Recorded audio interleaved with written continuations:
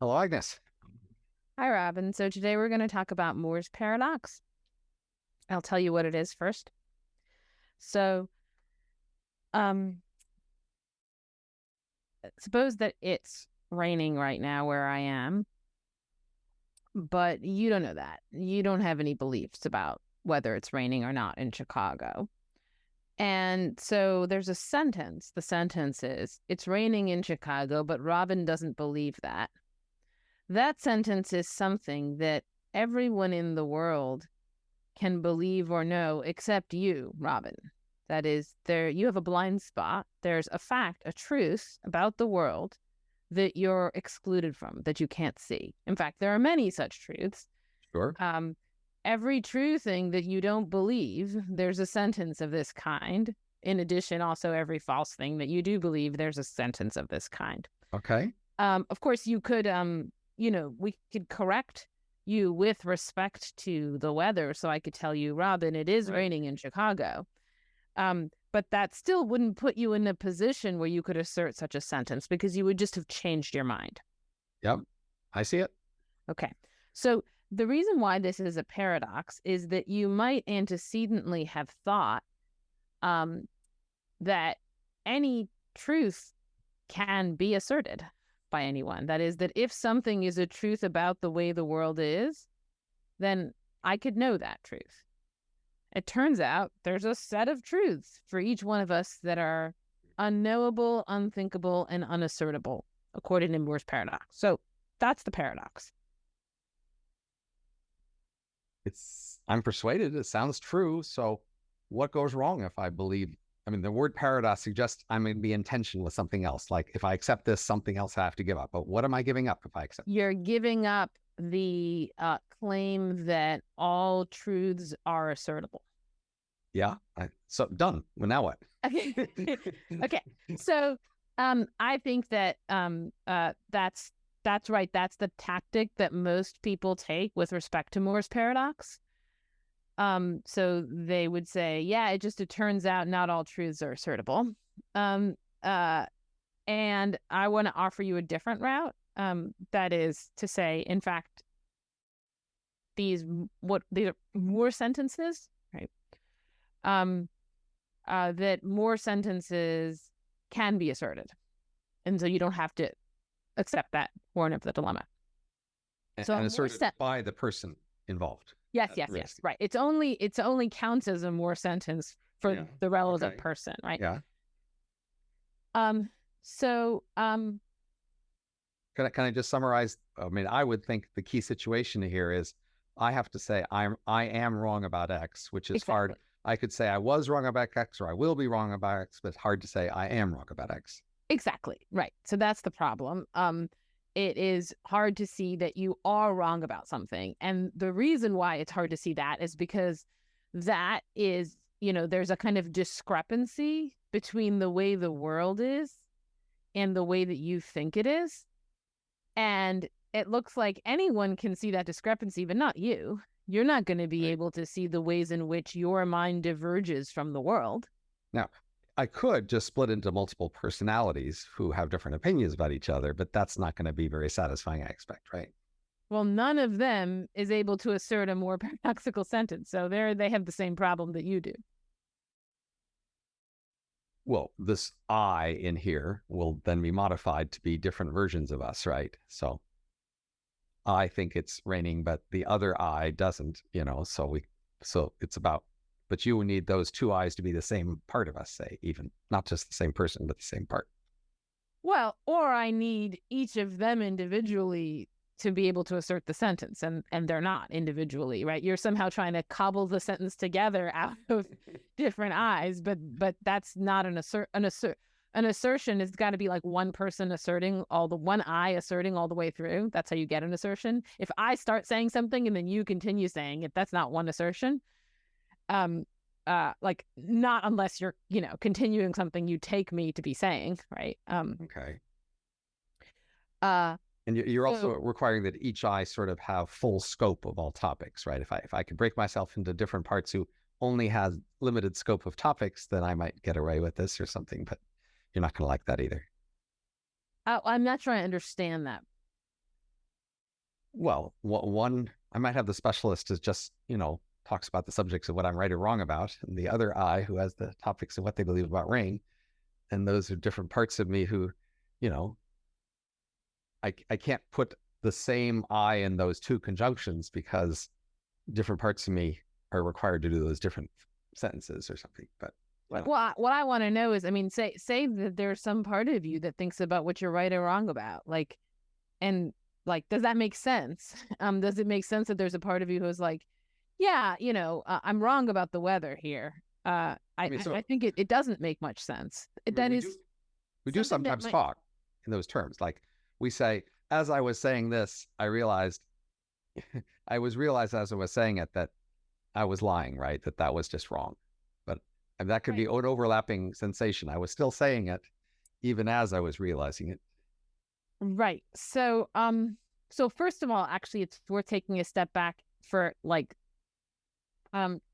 generic admissions of fallibility are still possible, right? Even given Moore's paradox. So I can say I am liable to be wrong about the weather, or you could say I'm often wrong about. I may well right now, for all I know, be wrong about the weather in Chicago. You can say that, right?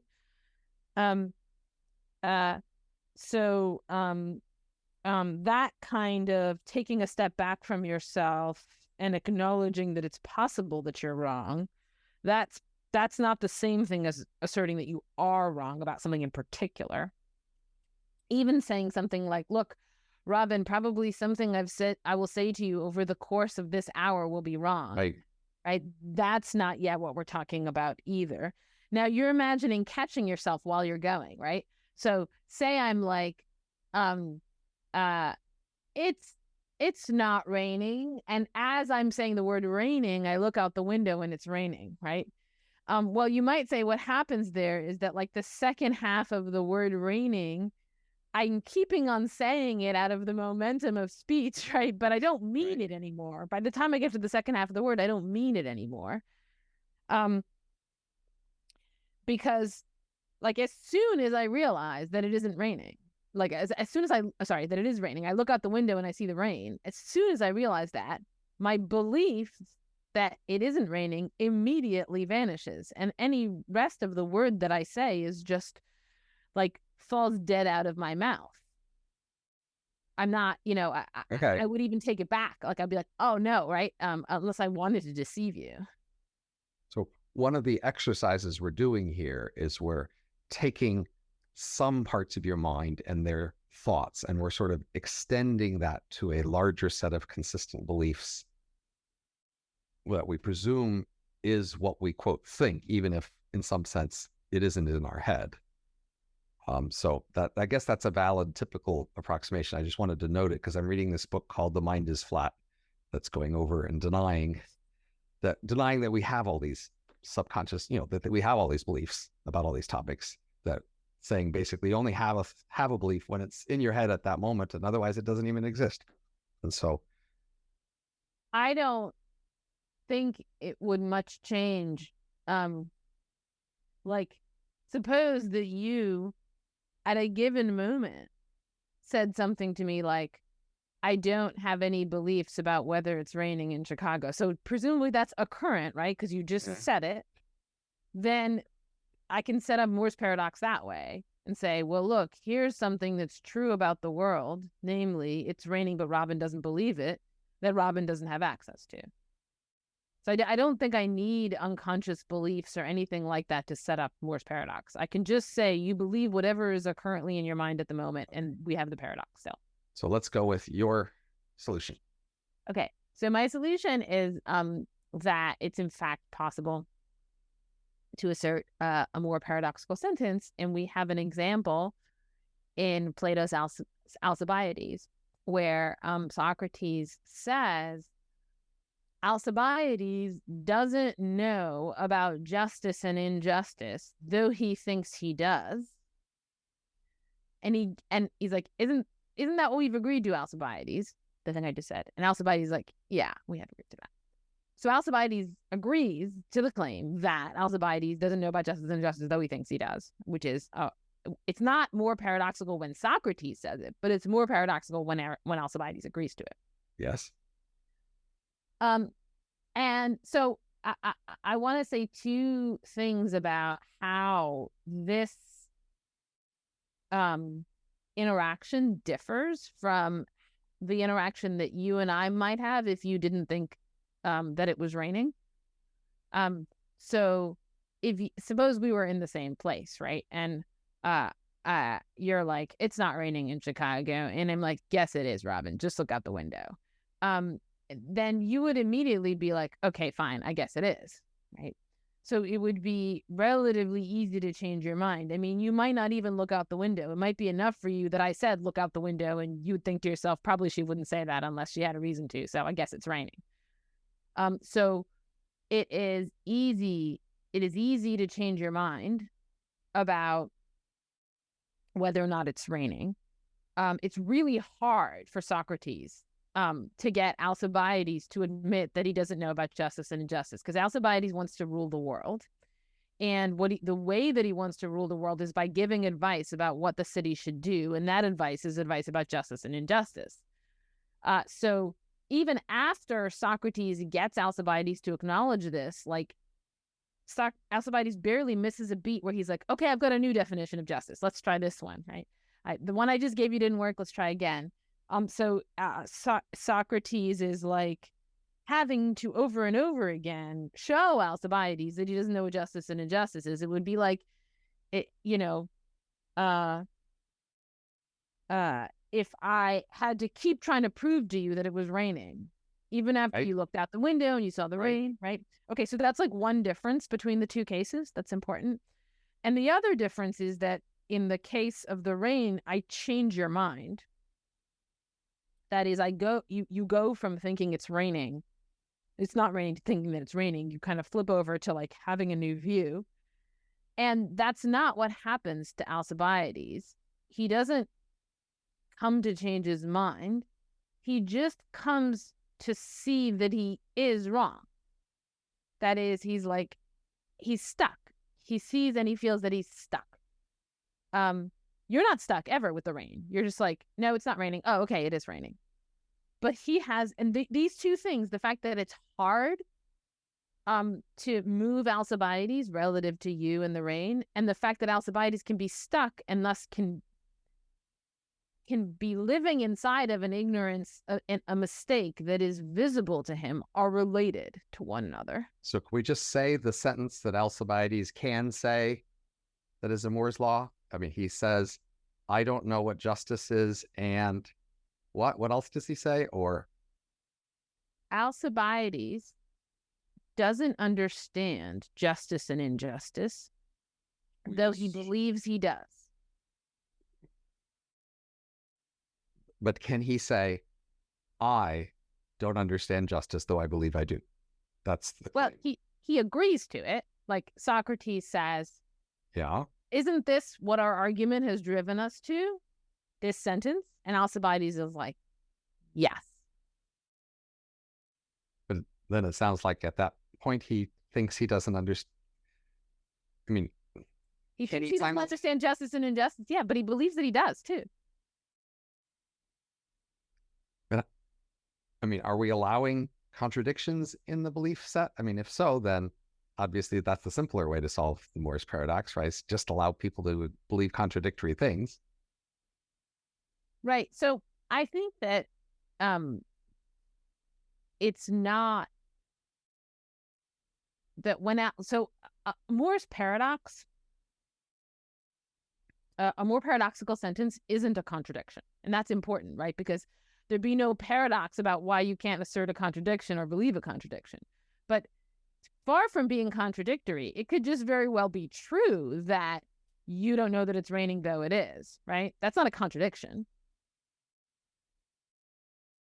Alcibiades believing that he understands justice and injustice when he doesn't, in fact, do so, that's not a contradictory state of affairs. That's, in fact, the state of affairs that obtains, right? It's a way that the world could be. And so Alcibiades himself could believe that the world is the way described by that sentence, because could be a true sentence, right? And that's what Socrates is getting him to see. Am I allowed to say I don't know if it's raining, but it's raining. So I mean, we can discuss that, but my feeling is that just as such, no. That looks just like what you're postulating this guy to say. So Right. what's the difference? Right. So remember how I was trying to draw out the two differences between trying to correct you about the rain and Socrates trying to correct Alcibiades? The two differences are, first, that it's relatively easy to correct you about the rain.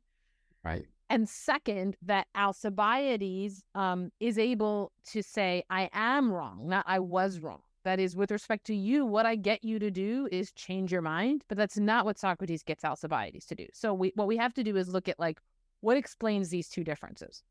And I think it's that you don't care whether it's raining in Chicago.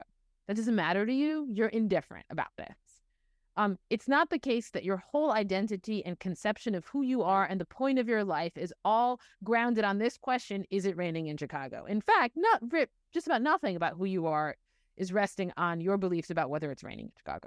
However, the same is not true of Alcibiades. Alcibiades' whole life is this quest that he's on to rule the world. That's who he is. He would rather die than not proceed on this quest. That's already been established in the conversation, right? And so Alcibiades can't let go of the thought that he knows about justice and injustice. He would poof out of existence. He just wouldn't be himself anymore. So something is holding him to that, even as he's shown. But look, Alcibiades, you tried to explain to me, say, where you learned about justice, and you weren't able to do so. And so it doesn't seem like you know. If I could care that much about justice, I could care that much about raining. I mean, I agree. You could. So we could find a context in which I would similarly be able to, say it's not raining, but say I believe it's raining because it was so important for me to believe. I agree. This is why my solution to Moore's paradox is perfectly general, in fact, and it covers all sentences. That is, if you will agree with me about the Alcibiades example, then all we need to do is, for any given sentence, I'm 5'7", but Robin doesn't know it or something. For any sentence like that, in order to make it assertable by you, we just have to posit the case where your entire life depends on me being 5'7" or not being 5'7". And then, yes, you could assert it. So yeah, that's right. This is a general solution. It suggests that every truth is in fact assertable, except that, for these more paradoxical truths, they're only assertable under a somewhat unique set of conditions where that error is one that's of profound significance to the person. Say I know A and I know B and I know A and B imply C. Yeah. And then I believe A, I believe B, I believe A and B imply C, but I don't believe C. Right. If that's allowed, then we're allowing a certain kind of incomplete or inconsistent set of beliefs. And that seems to be what is required here. Some way in which simple inferences aren't being fully followed, so that what you would have thought would be an inference isn't actually in their beliefs. So once you allow for those sorts of incomplete or inconsistent things, that of course a lot more beliefs are allowed. Incomplete and inconsistent are very different from one another. So it is simply not the case that everyone believes all the entailments of all of their beliefs. Right. Our minds are not that powerful. And that's what you're positing here. Right? There are many things that are entailed by stuff that we believe that we don't believe. And that's what you seem to be relying on here. Just saying, let's let the two parts of the Moore paradox, one is entailed by things that related to the other, but you're just not going to, that entailment is not going to actually be implemented in this person's mind. Right. I mean, this is a much more puzzling case than failing to draw an entailment that's ubiquitous, right? This is a puzzling failure to draw entailment. So only some failures to draw entailments are puzzling, because some entailments are just going to be really far down the line. So there's two elements of an entailment. One is how easy it is to do the calculation, and the other is how reluctant are you to draw the conclusion. You're going with the reluctance to draw the conclusion. We could also do it through, say, a long string of inference required to get to the conclusion. Right. But I think that, when you say reluctance, that makes it sound like the person like has a choice and they're unwilling or something. Able. Yeah. So I think that it's something like if everything that Alcibiades does, if every minute of his day is driven by, including the very conversation he's having right now with Socrates, is driven by this thought, I have to become ruler of the world, or at the very least, at the moment, ruler of the Athenians, then here's this possibility, well, you might just not be able to do that. That's not admissible for him. It's okay. And for reasons why something that's illogical may also be inadmissible into, right? This for him is like inadmissible.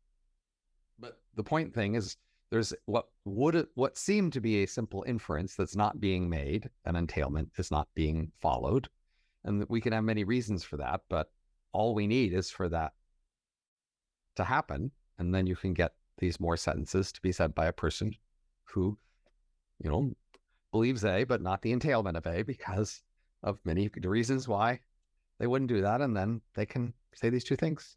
So I think you need a little bit more, because I think it's not an accident that the way that this more sentence gets asserted is in a conversation where one person is asking questions and the other person is answering them. So say you're Alcibiades, right? And it's just like a fundamental presupposition of every minute of your life that you've got to rule the world. Then you're not going to so much be asking yourself the question, but can I rule the world? And is it legitimate for me to do so? And do I have the ability? Yeah. And do I have a claim on doing so? And so, like, similarly, right, you might say, even with respect to, like, the weather, like, if you don't think it's raining in Chicago, you're not very motivated to be like, but is it raining in Chicago? Because you think, like, it's not, right? Or you like you don't have a particular reason to look into it. Sure, but that's just one of many reasons for not producing an entailment, right? Well, right, but we need more than just the absence of the entailment. We need the presence of the two things driving the entailment. So in order to get the assertion of a more sentence, you need both of those states of affairs to obtain. Right. And what I'm saying is the conventional philosophical wisdom, which you were inclined to agree with at the beginning of this conversation, and thus dump I think, really profound and important truth, namely that truths must be able to be assertable, that conventional wisdom is driven by an implicit model that assertion is speaking into the void. That is, what it is for someone to say something is like they stand on the hilltop and they're like, P, but I don't believe that P, or something. Right? Yeah. And if that's what you have in the back of your head as what it means to say something, then you're going to think, Moore's paradox is this big problem because there's a bunch of stuff I can't say. And then maybe you think, well, that's fine because I didn't expect that I was going to be able to say everything anyway. But philosophers think it's a problem because they did expect it, and then they might give up that expectation. But what I'm saying is that the underlying problem here is that there's a bunch of stuff that you might not be able to say unless somebody helps you. That is, that what we can say is a function of what conversations we're in. Alcibiades is able to say, P, but I don't believe it, because he's talking to Socrates and because Socrates is pushing him to bring to the forefront the materials for the entailment that he can't make.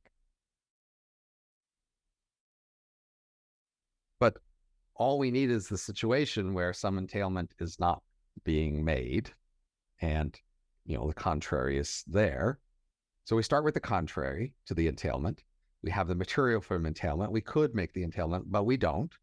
Now we are in a situation where we have this combination of beliefs, and there are many reasons why somebody might show it to us so that we could make this combination, and this person helping is one of them. That all seems true, but the key move was to move into this larger space of mental states where we have these unrealized entailments. That's how it seems to me. Once you have that, you can have what basically seem like contradictions, but not quite contradictions. They are unfollowed entailments. But you might find it odd that anybody would say a conjunction of those two parts of themselves, or might you think they would just have different parts of themselves that were incoherent with each other, but they wouldn't notice that. So it might be odd for someone to go out of their way to say, take the two parts of themselves that are in conflict and say it. That would be the sort of thing that they might say it just before they get rid of it. Like I might notice a contradiction and then, try to get rid of it the moment later. But you might think, how is it that I would come to say this contradiction without having gotten rid of it even before the words left my mouth? And you might say, because somebody else said it first and you said, okay, I agree. But well, that's not what happens to Alcibiades. That is, the Alcibiades case is not like the case where in the middle of saying the word raining, you see that it's raining. Because Alcibiades continues, even as he agrees with Socrates, and even afterwards, he's able to persist in the recognition of the truth of this more paradoxical sentence. And I guess what I'm saying is that I think it's not just an accident or just a feature of this case that like these two, let's say, horns are being shoved in Alcibiades' face. I don't think there's any way this could happen other than having it shoved in his face. Because if you think about the way thinking works, like when I start to think of something is wrong, like inside of my own head, I just move on. And there's like what Socrates is doing is he's holding Alcibiades to stuff that he has said earlier in the conversation. He's like suspending it, right? And saying, look, these things that you agreed to, they're still present to us. And now here's this other thing that I'm going to draw your attention to. And I'm going to make you look at it all at once. And I think that the way that our minds work when we're thinking by ourselves is we so put a premium on sort of thinking that we're right about stuff that if there's that tension, we just won't look at all of it. We'll just look at some part of it. That is, the unwillingness to draw the entailment will reverberate backwards to an unwillingness to take it all into view. So one thing that's bothering me is the structure. So an analogy might be, I say, I understand religion. I know why religion exists. Yeah. And I say, it's because people are afraid of death. And then you say, no, that's not right, Robin. Look, here's people who are religious and still afraid of death or something else, right? And then I go, oh yeah, well, religion is about the powerful needing to coy the masses, right? And I tell you that, and you say, no, that's not right, because here's places without powerful people, but they still believe in religion, right? And I go, oh, well, then religion is, so in this form, my claim is I know what religion is. Yeah. And then you tell me, and I tell you a particular theory about what religion is, and then you knock that down, and then I immediately offer a new theory. And now the question is, well, in some sense, I was wrong about the particular theory I had about religion. So that's a sense what, if the claim was, I know why we have religion, it's the first reason, then you've shown me the first reason isn't right. And now I offer a second reason. You say, oh, the second reason isn't right. So it seems like I should, at some point, as soon as you knock down my first reason, I should admit, oh, well, I didn't know what religion was. But now I'm trying to turn myself into the person who does think he knows what religion is by offering a new theory. And so I'm quickly trying to fill in a gap you've shown me, as opposed to arguing about what the previous state was. So if we distinguish like moments in time, when did I know what religion is? Well, I got to admit, at the first part of the conversation, I didn't know what religion is. I have to admit that later. I might think, well, now I do, but later, before I didn't. So it seems like if the claim is, I know what religion is, it's kind of ambiguous. At which time did I know what religion is? And similarly with Alcibiades, in some sense, he's got to admit that he didn't know before, even if he now thinks he knows because he made up a new reason. Right.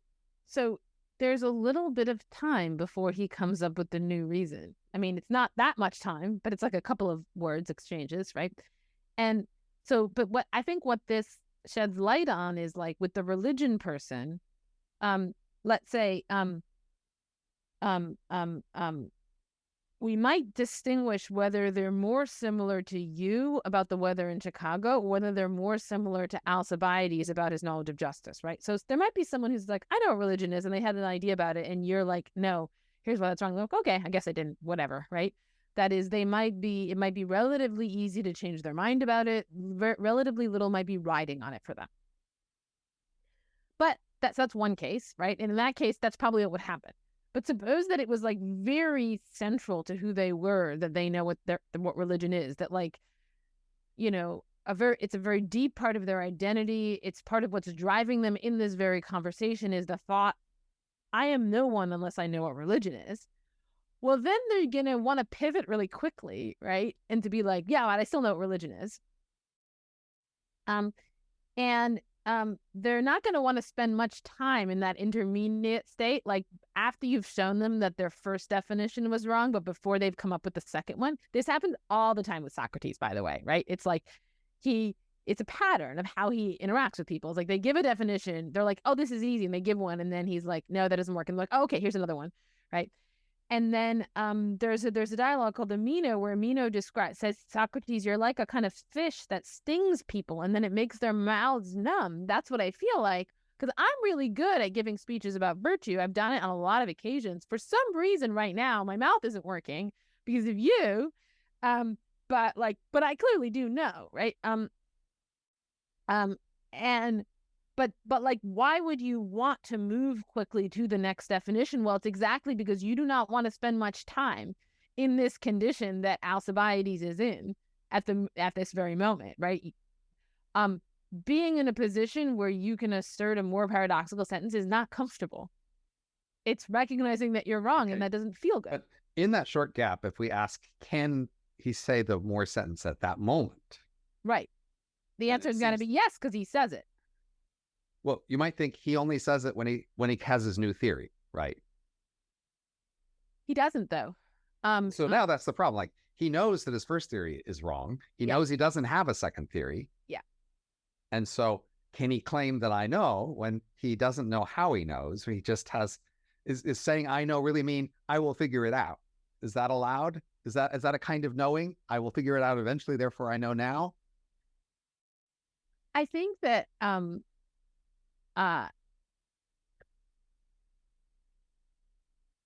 you're raising your hand somehow. I have no idea why that happened. Okay. I think that the reason why Alcibiades thinks that he knows about justice has nothing to do with the validity of his past definition of justice. It is, he thinks he knows about justice because he has to know about justice. Right, but when Socrates says your definition didn't work, therefore you don't know, and he agrees with that. Now, in some sense, he's agreeing with a different sense of the phrase, right? There's like, he's saying, I do know fundamentally, and so I'll figure out a way to say it to you. But yes, you got me. The last definition I gave you didn't work. Right. So that's the sense in which I don't know, what I mean is the definition I gave you doesn't work. So obviously I was wrong about that definition, but I still know means I'll find a definition. I'm pretty sure I'll find one, and that will show that I knew all along, because it'll sort of come from something that I knew all along. But when he says, you're right, Socrates, he's really, it sounds like he's more admitting, yeah, you got me. The definition I gave you didn't work. So I think that there is such a thing as kind of like recouping or something, regrouping, let's say, right? Where Alcibiades is like, let me try this. But I think that before he regroups, what we really have is one argument that points to Alcibiades knowing what justice is, the premise of which is, I have to know about what justice is, therefore I do know what justice is. That's one argument. And then we have another argument that points to Alcibiades not knowing about what justice is, namely, the stuff I say about what justice is incoherent. And, with respect to that second argument, maybe the first time you try, you're like, oh, well, let me try again. He does try again, right? And then he does try again. There's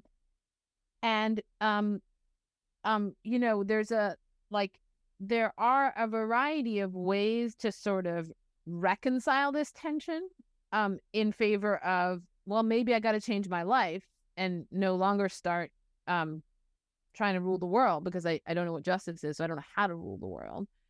And then there's, well, maybe there's another definition coming. But there's also such a thing as you're in the state where both of these arguments are compelling to you. You're not immediately willing to give either of them up.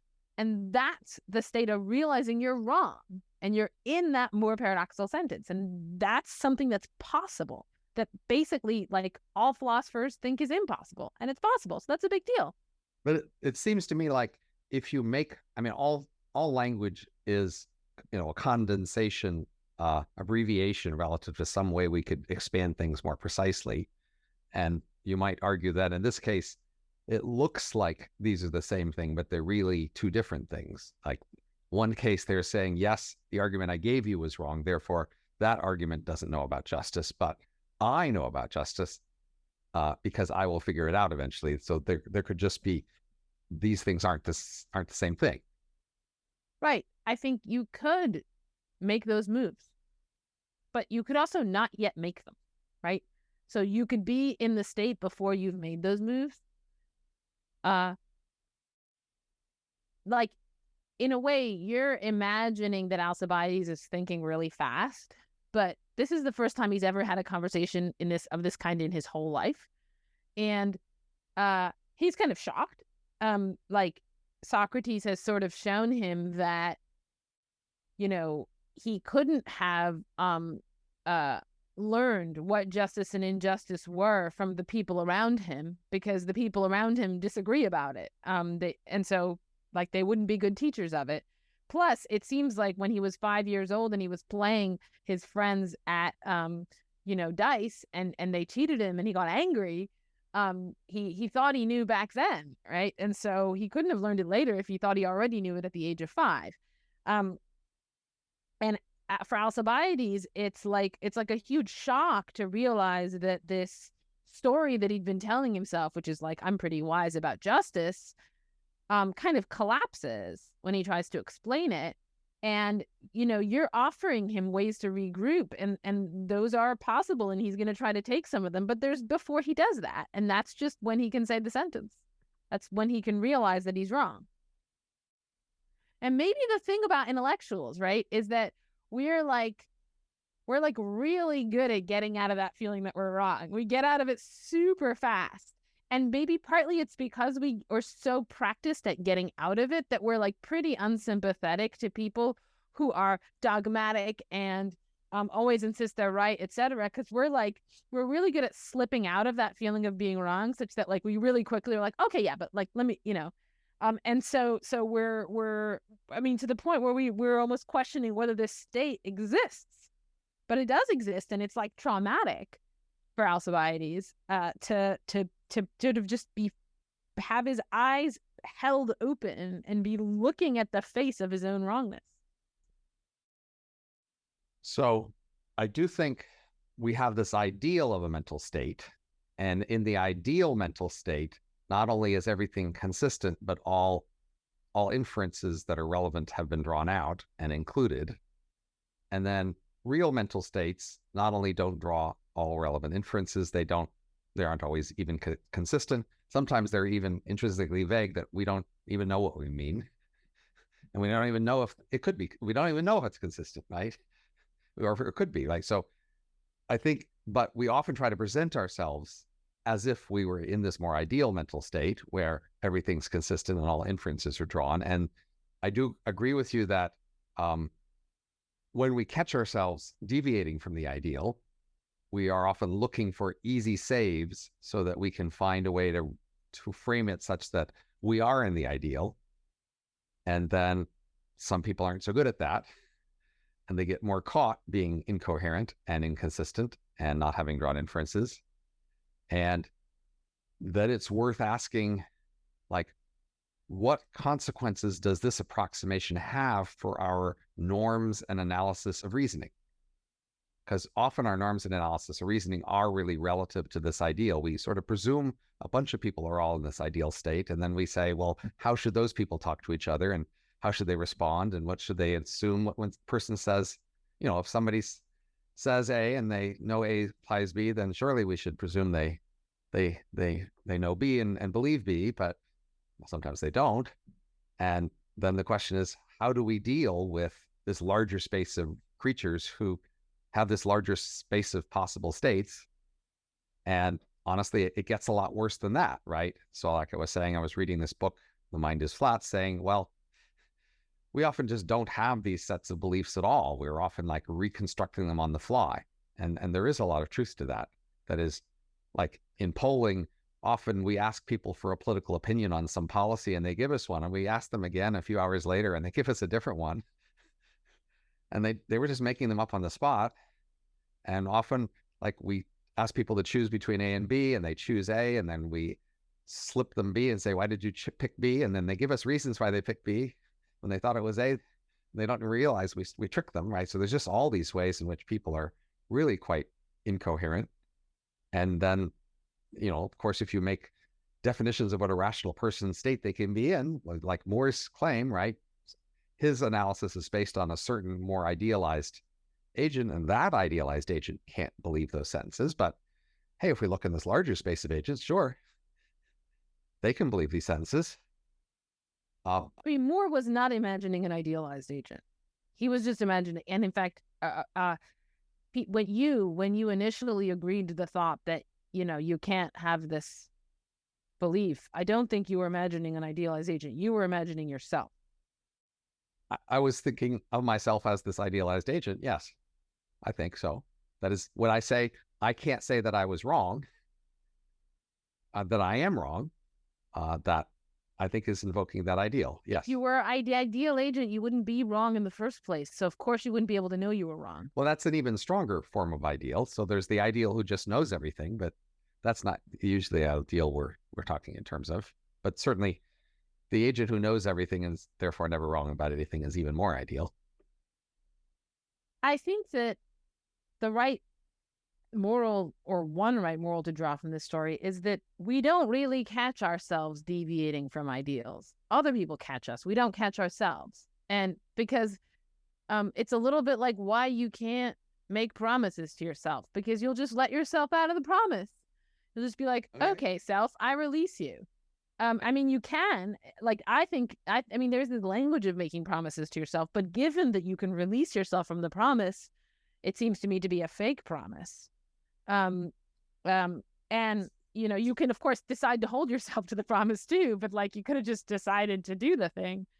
I agree that we definitely find it more easy to see mistakes in others than ourselves, and errors and inconsistencies.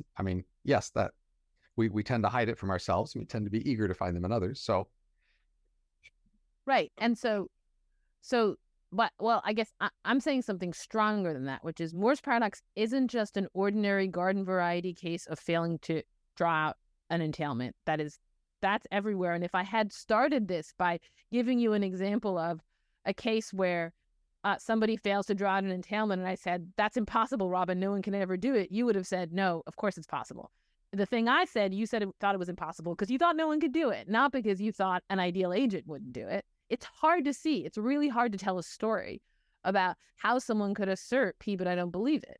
You need an extraordinary set of circumstances. You basically need a conversation of the kind that Socrates sets up with Alcibiades, where Socrates is continuously holding something in Alcibiades' face. So it's like, normally you can't do it.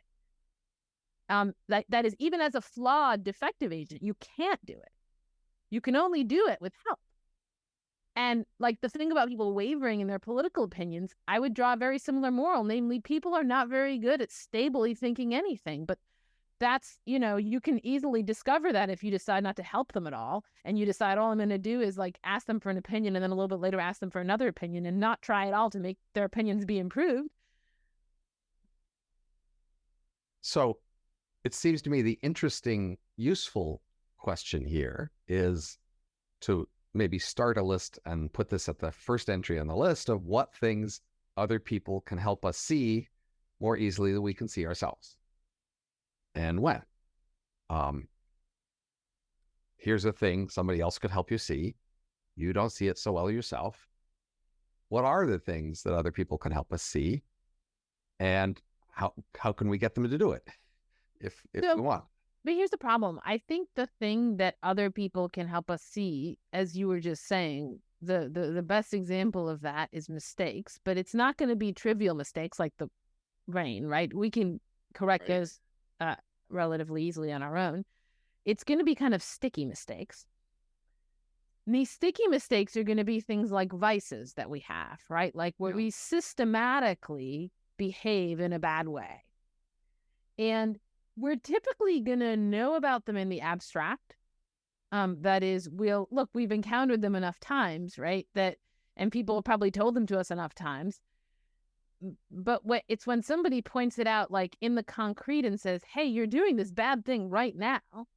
That's a thing another person can do for you. Socrates says that other people are like mirrors and they show us who we are. And that there's stuff about yourself you don't see. So this is what other people can do for you. They can show you the mistakes, the sticky mistakes that you're repeatedly making. But the problem is most people don't want to use other people for that goal because they don't want to see their own mistakes. They don't want to see those ones. They want to see the slippery ones, the ones that are easy to get rid of, not the sticky ones. So in my experience, having recently had people point out some of my mistakes, I can remember the emotion and the feeling of it. I think the immediate feeling is, like you were saying out with Alcibiades, how can I make this go away fast? Right? I don't want to be reflecting this. I don't want to be looking at this. I want to look at something else. So I want to make this go away fast. And so then, but of course, the fastest way to make it go away is just to forget about it and not do anything about it. Is just to put it out of your mind and distract yourself. Yeah. So then the challenge would be, how can you see a mistake, or how can you help somebody else see a mistake and at that moment offer them something better to do with it than look away? Some sort of a hook by which they could update something else about their beliefs about themselves, some new stance they could take about themselves that would help. They need something fast. They don't want to stay in this position very long because they've got some easy outs, like making up a new theory. And that probably is the hard part. Like it's not enough to merely point out somebody's mistake. If you do that without anything else, they will immediately, look away, find a new excuse, be done with it, and then, forget about it. And they won't really remember the episode as being very pleasant anyway. So, they won't like you so much. So what you need to do is have a new framing for them. Like, not just here's a mistake, but like, here's how you can understand yourself as someone made the mistake, and now see yourself in a new light in some way that you're willing to embrace.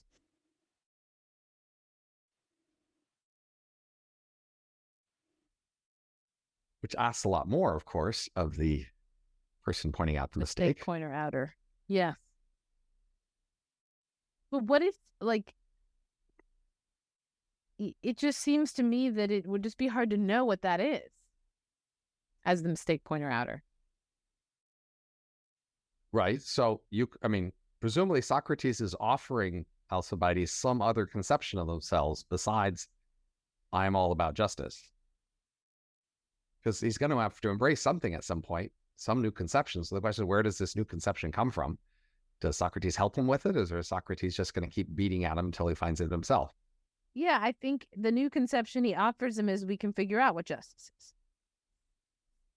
Okay, so, but then that has to be made vivid and attractive enough that he's willing to switch his identity, say, I am the person who knows justice to I am a person inquiring into justice. And that has to be attractive enough as an alternative to be willing to make the switch. Yeah, maybe that's going to be the characteristic move that is acceptable to people. It's like, if you're committed to knowing something, then if all you have to do is shift over to finding it out, then that's not as threatening a transition. Right? Because I'm now the person who's going to know. Right.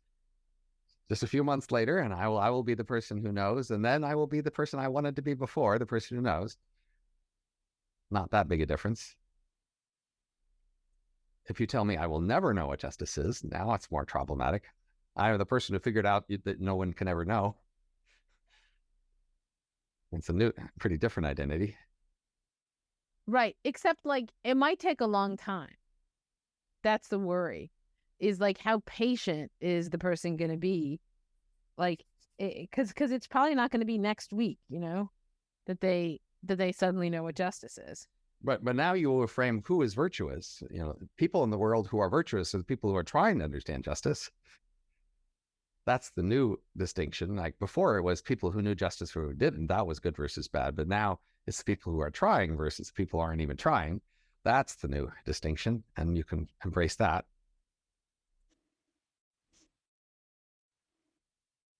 Right. I mean, I guess that's exactly what happens at the end of the Alcibiades.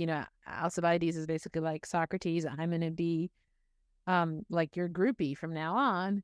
And Socrates does, I mean, that doesn't quite work out between Socrates and Alcibiades, but he does end up with a lot of groupies. And maybe that's the self-conception that he offers people,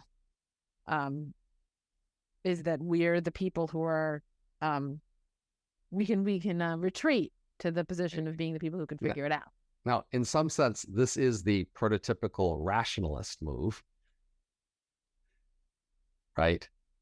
So the simple-minded concept of intellectuals is some of them know more than others, right?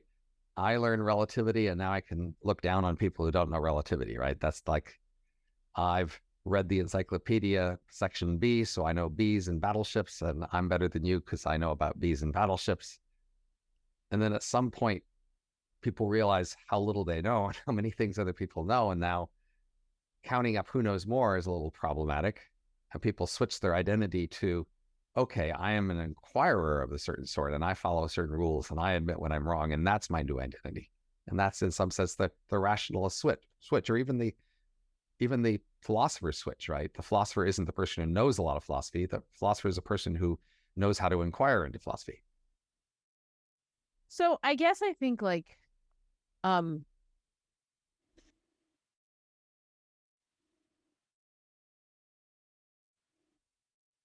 sometimes it seems to me that the rationalist move is just locating a different place to be arrogant. Well, of course, yes. Yes, but it's a more defensible place. That's the point. And but I think that, I mean, the position that Alcibiades is in is he's thinking to himself, I have to know P, but I don't know P, right? Those are like the things that he's trying to combine. And I guess I feel like, I often feel that the rationalists just give up on the I have to know, like that they're happy with themselves if they have like some kind of good estimate of how wrong they might be or something. And that's all a person could ever really want. Yeah. And what, like, even if we do say that Socrates is offering people the opportunity for a certain kind of virtue, the thought is like, yeah, but it's supposed to not be enough. Like, it's supposed to be a form of virtue where you're always aware that you don't have this other thing. Right. It's sort of like the very title of Less Wrong. It's almost like we're trying to be less wrong, but also we're like less wrong than the rest of you. So actually we're just like better than everybody else. Yeah. As opposed to like, no, we want to be right. Like that's the goal. And so we're defective in virtue of not being right. And it's unacceptable that we don't know what virtue is or justice is. And so that's a different, that there's a certain characteristic misunderstanding of Socrates where what he's doing is retreating to one piece of meta knowledge, namely that he knows that he doesn't know anything except this one piece of knowledge, right? Yeah. And I think that that's a lot like what rationalists are like, but it's not what Socrates is like. He doesn't retreat to that piece of meta knowledge. He's always like on the battleground, like trying to figure out what justice is and being like, okay, maybe this guy knows. And that does seem like a different way of combining I must know P and I don't know P, the inquisitive way. So it seems to me we're getting on something very important and interesting that we've come at before from different angles, which is sometimes you and I have had different conceptions of the ideal inquirer or the ideal intellectual and different norms we think they should follow or whatever. But I might think it's more at core, we have these ideals, the ideal intellectual, and we have some features of them in our mind, and then we aspire to meet those ideals. But there's a family of different ideals that people have had over time, and we, maybe we're both see ourselves as past the simple rationalist ideal, but we may have different ideals. That is, we're each trying to say, well, that's not good enough. Let's find a new ideal. But honestly, Mike, it can be hard to figure out what ideal really makes sense because there's a bunch of trade-offs. Is it enough just to honestly be inquiring into what's true? Is it enough to admit when you're wrong? Is it enough to be on the right important questions? Is it enough to perhaps have some idea what you would use it for? I mean, these are various conditions we could imagine adding to our requirements for an ideal intellectual. And if we add enough, we probably won't be able to satisfy it. But if we decide we're satisfied with some limited set, you might say, well, that's not good enough. I want you to be more ambitious. Try harder. Well, I mean, this category, this word intellectual is more of your word than my word. And fine, whatever word you want to use. Well, I mean, I might say philosopher. And the thing about a philosopher is that they are not ideal. That word. You feel excluded by the word philosopher? Well, yeah, because you guys have a department and it's called Department of Philosophy, and we're in the other departments. So you're not in the Department of Social Science, but you consider yourself a social scientist. Well, in fact, humanities and social sciences is the name of our division, which economics is in. So yeah, we are in the Department of Social Science. Okay, then you're also a humanist by that argument. Okay. Well, it says humanities added, and there's at the end means they're separate. But anyway, but the point is, we can have these different names for these ideals. My point was to say that philosopher is constitutionally cannot be an ideal, because the whole point is that a philosopher is somebody who's trying to be somebody else. That's like saying the ideal trainee. Like the ideal trainee is not a kind of ideal because they're trying to not be a trainee. Okay. And so like your idea of an intellectual kind of smooshes together two things that for me are really importantly different. Namely, someone who is in an ideal cognitive condition, that person is a knower. They know stuff and they're not wrong about the stuff that they know. And that's what it is for them to be ideal. So there aren't going to be a bunch of more paradoxical sentences that are true of them because they're the ideal and they know stuff, except about stuff that's unimportant. And then there's the person who's trying to know. And that person's not ideal. They can't be because they don't have the thing that they want. And so the philosopher is in the second camp. Okay, but there's still a bunch of other criteria we could add as conditions in our own self-concept that we are either have or aspire to. And it's interesting that different kinds of thinkers have these different packages of ideals in their head and different degrees to which they're trying to achieve them. And it's worth just laying out that space of the different self-concepts, I think, of different kinds of thinkers. Yeah, I mean, I guess I think my feeling is like, if you're like, beggars can't be choosers. If you're a philosopher, you're a beggar. And so you've just got to figure out how to make people talk to you so that you can learn stuff. And your ideal of who that is going to be whatever is going to get people to talk to you so that you can learn stuff from them.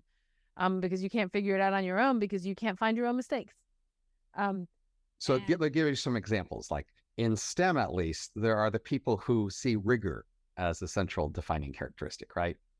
And in their mind, they are rigorous. And what that means is if they don't have rigorous methods or rigorous vocabulary for a topic, they just set it aside as not my thing because people like me don't take positions and talk about those things, at least with our official hats on.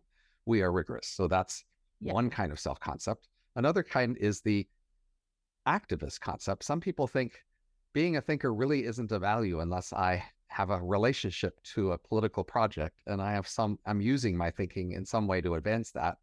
And Yes. otherwise I'm worthless, right? Yes, I would put you in that category because you think that it's very important to think about what you would use the ideas for.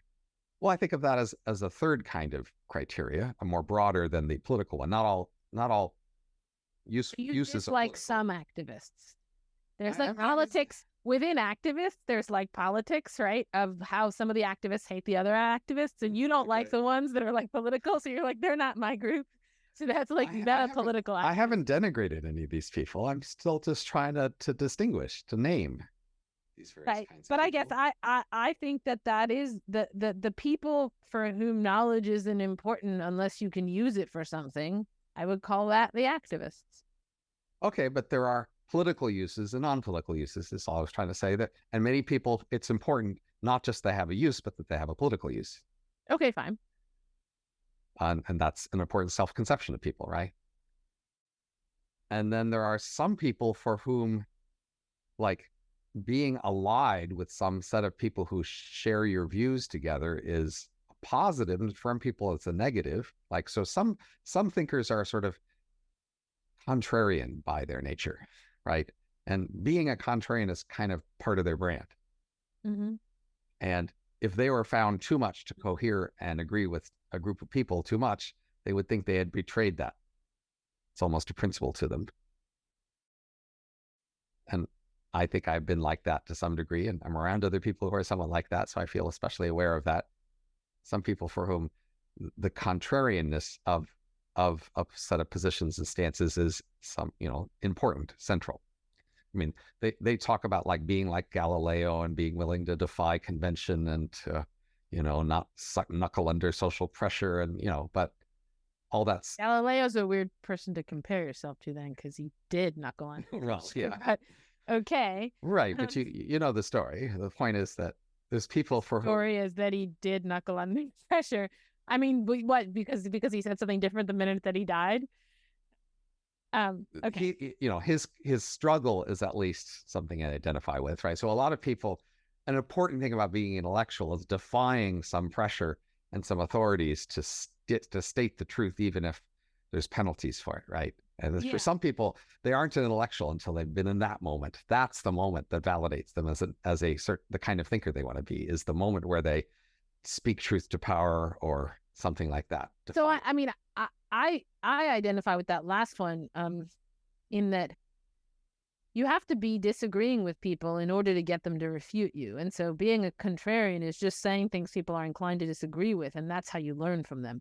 But to me, the idea that's the thing that's weird is the people who want to combine defiance with being an activist like you, where it's like you want to say things that people don't like and don't expect, and then you want to change the world and make it like that way that they don't want to hear that it is. So that's an odd collocation of motivations. But if I could just say something about the rigor people, right? Like rigor literally means stiffness, right? Like rigor mortis. Yeah. And I think that the thought about rigor, that's exactly what I think is sort of missing in philosophy. Rigor is possible when you can hold your thinking stable by yourself. So like logic, right? Yeah. Which, doesn't exist yet in any kind of formulated way at the time that Socrates is talking to people. Logic is an attempt to kind of see your own mistakes. Right. And if you can have like a rigorous methodology, then you can think about stuff by yourself, because you can kind of alienate your thinking from yourself and then look at it its like formal properties and then see whether it works. But for sort of, and we can do that in philosophy when we get out a little ways from the fundamental questions. But when we're near the fundamental questions, we can't do that, and we're just polluted by our own mistakes to the point that we can't see them. And so we're kind of helpless. Like the way that you described the person who's like going to be methodologically rigorous, who can turn up their nose at that's not my thing. It's just like they're not beggars, right? And non-beggars can be choosers. But if you're just at sea and like all you've got is other is the hope that other people are going to correct you, then you better be very friendly and very contrarian, because those are the two things you can do to get people to correct you. I mean, I do think we have lots of ways to find mistakes besides logic. I mean, for example, if we just write something down and put it away and read it again in 6 months, we often, that distance gives us some ability to critique what we wrote before. Right. I think you are a little bit of a different person at a later time. And so your older self can critique your younger self, but that's not very efficient process, because you might want to know now whether your views now are right or wrong and not have to wait 6 months. Plus, some of your more fundamental errors are likely to persist for 6 months. So yeah, I think you can use the trick of I'm going to be a different person later, so later me can critique earlier me. But it'd be better if you had that later you around right now to critique you, and that's what other people are. So most people aren't intellectuals or professional thinkers, but most people are still feeling like they're holding themselves to standards in their thinking, and they are somewhat proud and feel like it's almost a moral thing that they should hold themselves to certain kind of thinking standards. So I think it's also interesting to wonder what those standards are. Maybe they are some echo of standards they heard from some professor earlier on in education. But interestingly, I mean, almost anyone I've ever met in any walk of life holds themselves to some standard for what good thinking is. Or they say they do. I think what really happens is other people hold us to standards. We don't do it. But we should stop, because we've got more than an hour. All right. Nice talking. Yeah.